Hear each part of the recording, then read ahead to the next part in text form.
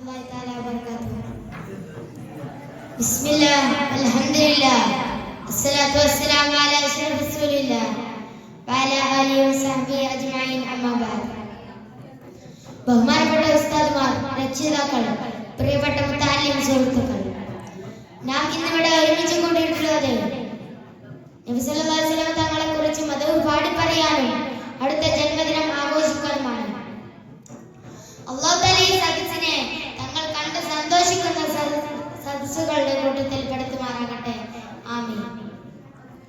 ഈ വേളയിൽ ബർക്കത്ത് പ്രതീക്ഷിച്ചുകൊണ്ട് അല്പം ചില കാര്യങ്ങൾ മാത്രം പറഞ്ഞ് ഞാൻ അവസാനിപ്പിക്കാം.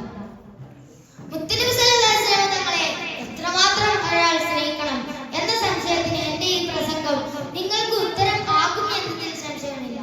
അതിന് ഏറ്റവും നല്ല ഉദാഹരണം അബൂബക്കർ സിദ്ദീഖ് റളിയല്ലാഹു അൻഹു ആണ്.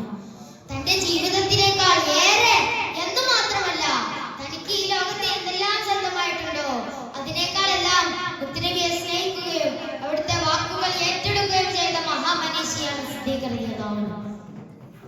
ഇതിൽ നിന്നും മഹാനവറുകളുടെ ഈമാനിന്റെ ആഴവും സ്നേഹത്തിന്റെ അളവും നമുക്ക് മനസ്സിലാക്കാവുന്നതാണ്.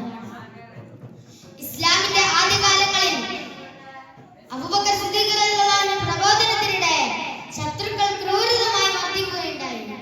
ആ മർദ്ദനമേറ്റ് സിദ്ദീഖ് റളിയല്ലാഹു അൻഹു ബോധരഹിതനായി വീണു.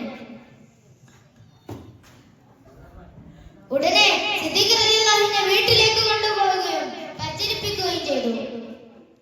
ബോധം തെളിഞ്ഞ സിദ്ദീഖ് റളിയല്ലാഹു അൻഹു ഗുരുതരമായ പരിക്കുകളൊന്നും വകവെക്കാതെ സിദ്ദീഖ് റളിയല്ലാഹു അൻഹു ചോദിച്ചു. ചോദ്യം കേട്ട് അവിടെ കൂടിയിരുന്നവരെല്ലാം അത്ഭുതപ്പെട്ടു. കാരണം സിദ്ദീഖ് റളിയല്ലാഹു അൻഹു ചോദിച്ചത് എന്റെ മുത്തുനബിക്ക് എന്തെങ്കിലും പറ്റിയോ എന്നായിരുന്നു. ബോധം